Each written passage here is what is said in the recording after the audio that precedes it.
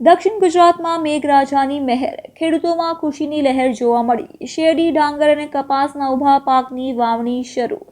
પાકને નિયત પાણી મળી રહેતા ખેડૂતોમાં ખુશીની લહેર। વરસાદ એક સપ્તાહ મોડું પહોંચ્યું દક્ષિણ ગુજરાતમાં।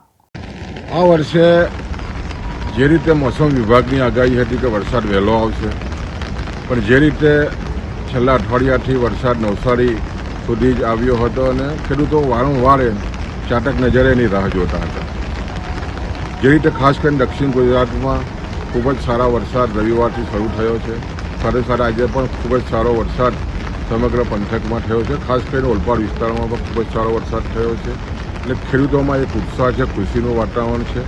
સ્વાભાવિક છે કે વરસાદ થાય એટલે ખેડૂતો વાવણીની સિઝન શરૂ થઈ જતી હોય છે અને ખાસ કરીને ઓલપાડ પ્રદેશમાં આજથી વાવણીની પણ શરૂઆત થઈ ગઈ છે। ખેડૂતોમાં ખુશાલી છે અને જે રીતે વરસાદ જો જોઈએ તો અઠવાડિયે જેટલો લેટ આવ્યો છે, તો ખૂબ જ સારો વરસાદ છેલ્લા એક દિવસમાં પડ્યો છે। એને કારણે ખેડૂતોમાં આનંદ છે અને જે રીતે મોસમ વિભાગની આગાહી છે કે આ વર્ષે ખૂબ જ સારો વરસાદ થશે, એટલે ખેડૂતોમાં એક ઉત્સાહનું વાતાવરણ છે।